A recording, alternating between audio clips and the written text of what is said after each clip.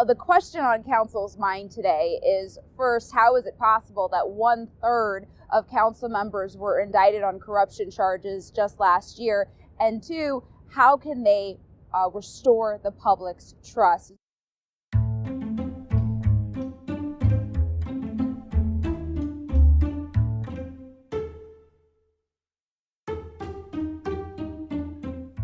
Bribery and corruption of public officials. It's so common we're no longer surprised that it happens, but that doesn't mean we're not disappointed. We're disappointed because we had a hand in voting or not voting for them, because they're supposed to be looking out for our best interests and those of the community, and because it makes us more cynical about whether public officials can ever be trusted. The good news is that most public officials can be trusted. There are far more local elected officials than there are state and federal ones. Local politicians tend to be more trustworthy.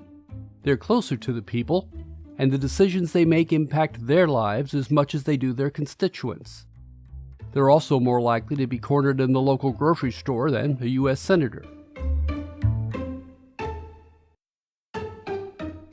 But the higher you go up the political chain, the more removed politicians are from the people. Stakes are higher, and so are the temptations. Plus, the cost of running campaigns is vastly higher, so compromises must be made. I'm Jim Grinstead, and today we're talking about bribery, corruption, and the abuse of the public's trust. Politicians will get their due, but so will business and industry.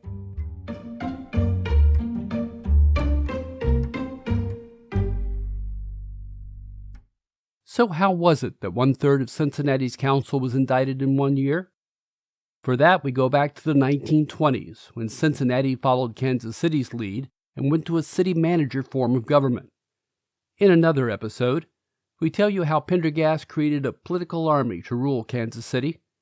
It's a model used successfully by Chicago's Mayor Richard J. Daley and other power brokers such as organized crime. A city manager was supposed to remove politics from Cincinnati's government in favor of professional management. For Cincinnati, it worked until 2020, when developers filled some council members' pockets in exchange for votes to support their projects. After the arrests, the Cincinnati Council once again faced the need for reforms. 4 key proposals are going to be discussed today in this meeting. The first is a motion that keeps council from being involved in the negotiations of any development deals, then a motion to call a blue ribbon panel to study the development deal process in Cincinnati, another motion to create a Cincinnati Ethics Commission, and finally an ordinance to amending financial disclosure. Council members would now need to report gifts of $75 or more. The remaining council members say reform, and today's meeting is imperative. That was Jasmine Stiles of WCPO. During one of the trials, the public found out how the fraud was uncovered. He's a developer, a former Bengal player. His name is Chinedum Ndukwe. He says he started working with the FBI after P.G. Sittenfeld, the former councilman, called him and told him every major developer in town was going to donate $10,000 to him, and he expected him to do the same. He said he felt pressured, preyed upon, and he told jurors here hours ago, quote, "There's been a culture of that expectation to give to these politicians. That's why I wanted to help." And Ndukwe is the government's cooperating witness. He recorded phone calls with Sittenfeld. He introduced him to undercover agents who were posing as developers and investors, all interested in a major project near the convention center. He added earlier today, quote, "In my opinion, I believe the city of Cincinnati has been extremely corrupt for a very long time." WCPO again, and reporter Evan Millward.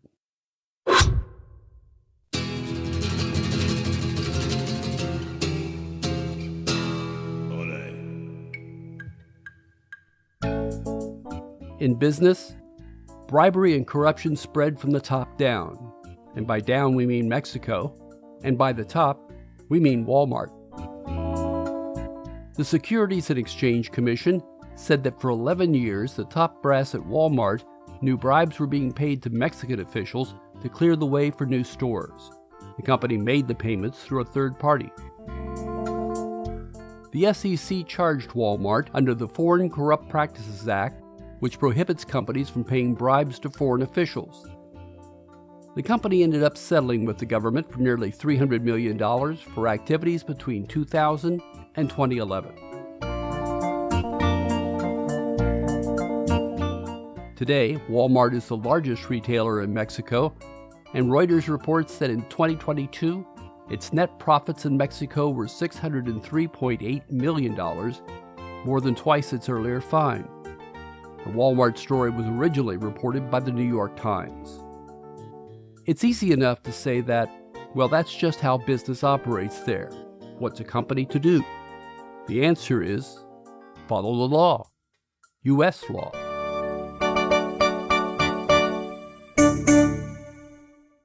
But there's a lot of wiggle room in that law, and there are times when certain payments are legal.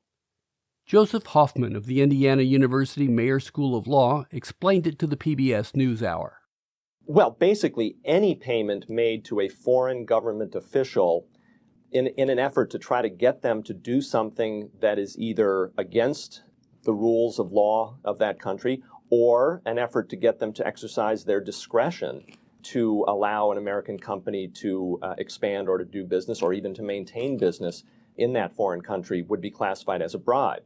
Now, the FCPA has a specific exception for what are called facilitating payments. These are generally described as payments that are made to facilitate or to speed up the issuance of a permit that would already be something the company would be entitled to get under law. Or, for example, to turn on a utility like the company wants to get the electric turned on or the water.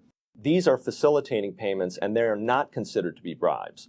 But if you read the New York Times story carefully, a number of the allegations go way beyond anything that could reasonably be described as facilitating payments. For example, payments to get zoning approvals. These are not automatic. They're not something that the company is entitled to. They involve exercises of discretion by local government officials, and payment to get those zoning approvals would be a bribe. The great state of Illinois is the home of Honest Abe, but the state has been a breeding ground for corruption for a long time. This tale involves AT&T and former Speaker of the House, Mike Madigan. Madigan faced federal charges of bribery, racketeering, and conspiracy. He was the 9th legislator to face charges within 4 years. Someone dropped a dime on Madigan, and that led to 5 charges against the former president of AT&T Illinois for conspiring to deliver a $22,500 payoff. The cash allegedly went to a close ally of Madigan's.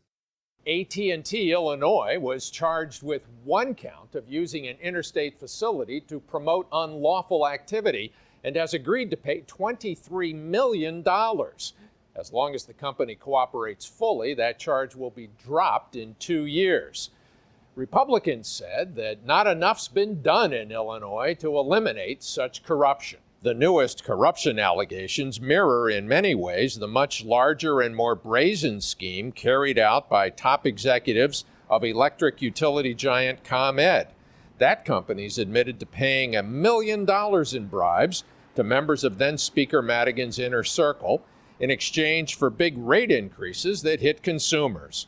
The feds now claim that Paul LaSchiazza, then president of AT&T Illinois, sought to grease the passage of certain legislation AT&T wanted by arranging a $22,500 payoff to a close associate of then-Speaker Madigan.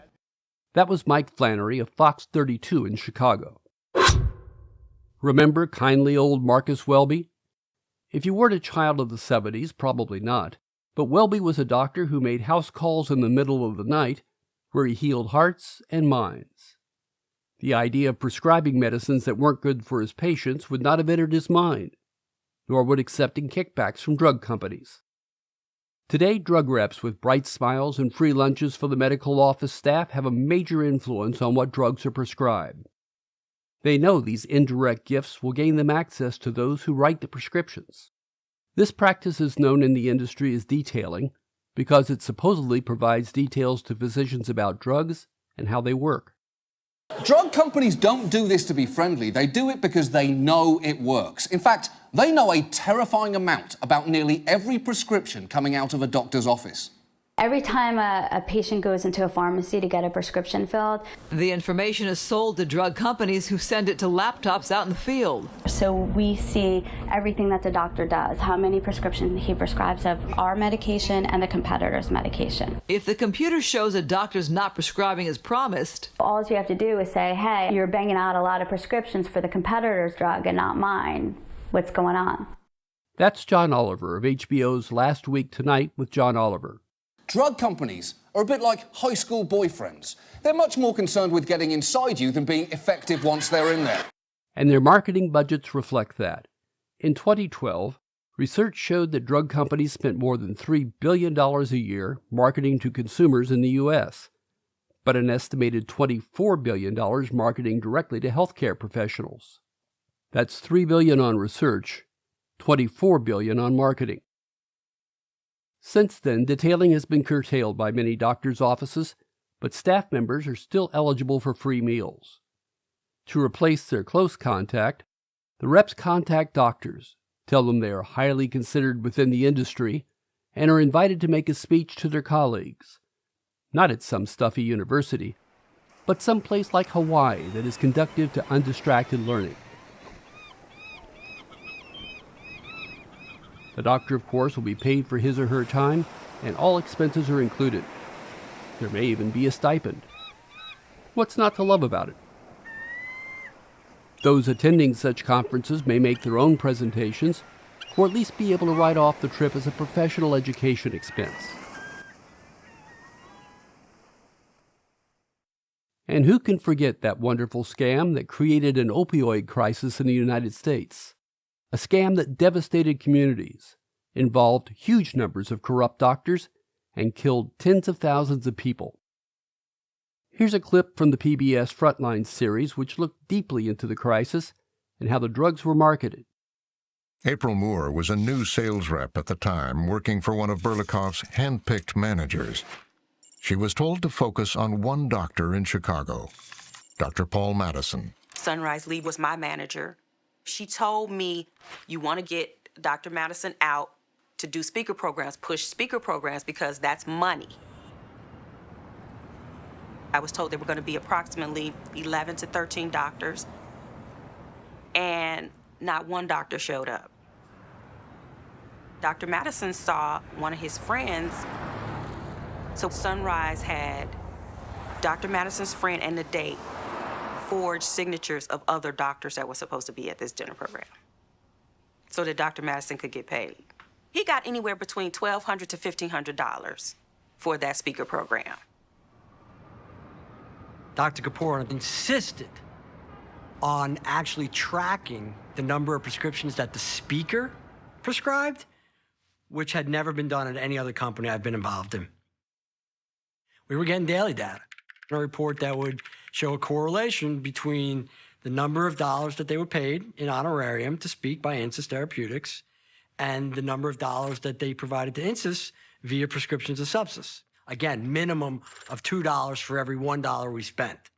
Dr. Madison made an estimated $86,000 in speaker fees and wrote at least $1.2 million in subsys prescriptions. He told us he didn't do anything improper with the speaker programs or overprescribe subsys. He hasn't been charged with a crime related to Insys, but his medical license was revoked in Illinois. Frontline also found that reps were encouraged to push high-dosage formulations rather than lower dosages, as the higher dosages were more profitable. In 2017, the Brookings Institution reported, quote, "Enough opioids were prescribed in the U.S. each year to keep every man, woman, and child in the country medicated around the clock for 1 month. Opioids, including prescription medication and heroin, killed more than 33,000 Americans last year, a figure almost on par with the number of Americans killed in car accidents or by gun violence every year." End quote. Purdue Pharm was considered among the worst offenders, and in 2020, the Justice Department said Purdue admitted that from May 2007 through at least March 2017, It conspired to defraud the United States by impeding the lawful function of the Drug Enforcement Administration. Purdue represented to the DEA that it maintained an effective anti-diversion program when, in fact, Purdue continued to market its opioid products to more than 100 healthcare professionals. Purdue also reported misleading information to the DEA to boost Purdue's manufacturing quotas. Additionally, the conspiracy involved aiding and abetting violations of the Food, Drug, and Cosmetic Act by facilitating the dispensing of its opioid products, including OxyContin, without a legitimate medical purpose and thus without lawful prescriptions. Purdue also admitted that between June 2009 and March 2017, it made payments to 2 doctors through its Doctor Speaker program to write more prescriptions of Purdue's opioid products. Also, from April 2016 through December 2016, Purdue made payments to Practice Fusion Inc., an electronic health records company, in exchange for referring, recommending, and arranging for the ordering of Purdue's extended-release opioid products. Purdue pled guilty, so when time came for punishment, the company agreed to a criminal fine of $3.5 billion and an additional $2 billion in criminal forfeiture. Separately, the Sacker family, which controlled Purdue, agreed to pay $225 million in damages to resolve its Civil False Claims Act liability. In 2016, the remaining 40 members of the Sackler family were worth $13 billion, which made them the 19th richest family according to Forbes. Since then, the figure has shifted due to litigation and settlement fines. As of September 2021, Bloomberg estimated the Sackler family's wealth had dropped to about $11 billion. We've looked at scams in cities, states, and industry, and now it's time to examine a really big fish: the U.S. Navy. Navy officials accepted favors and money in exchange for vital intelligence. The man who set up the scam is Leonard Francis, also known as Fat Leonard. Fat Leonard conned high-ranking naval officers of the U.S. 7th Fleet into scheduling their ships and supporting vessels into ports that he controlled. He would then resupply the ships and overbill the U.S. government. The side gig to all this was to sell the information of where the ships would be and when to foreign governments. That information would give the governments important data about ship movements. The brass was happy to do it because while they were in port, they were plied with hookers, drugs, booze, and parties. If someone wanted something, legal or not, Fat Leonard could provide it. He even gave officers nice presents they could take home to their families. Wikipedia says U.S. prosecutors filed criminal charges against 33 individuals in connection with the Fat Leonard scandal. Of those, 22 pleaded guilty, Francis himself, 4 of his top aides, and 17 Navy officials. Separately, 5 Navy officers were charged with crimes under the Uniform Code of Military Justice and were subjected to court-martial proceedings. After being diagnosed with cancer in 2018, Fat Leonard was released from jail and put under house arrest. Brace yourself because this next part will be a complete surprise. He escaped.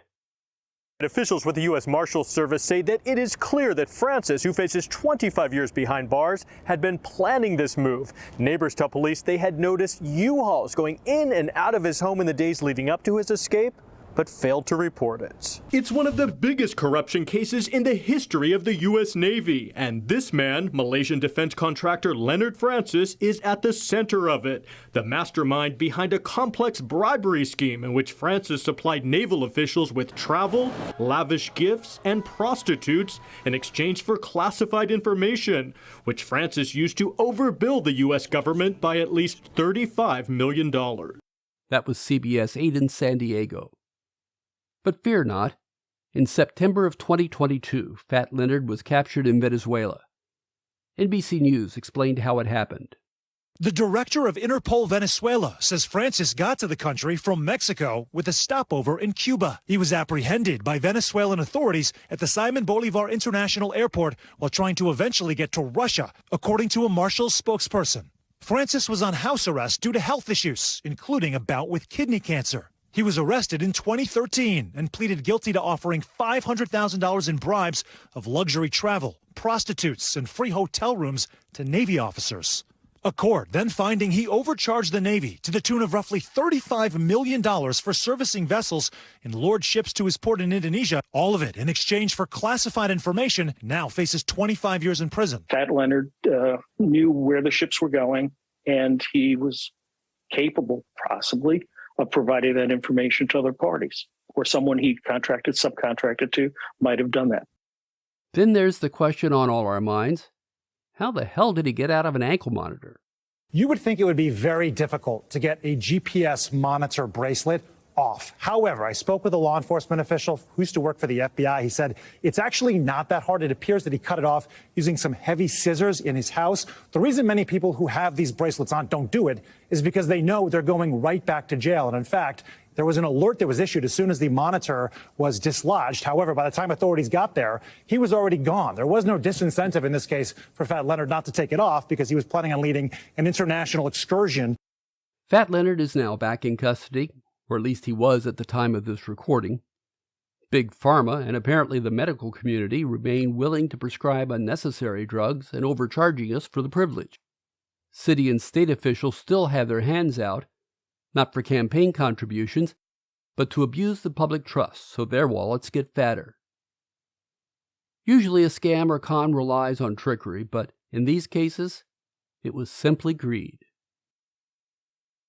If you enjoy the podcast and want to support it, please consider doing so via Patreon.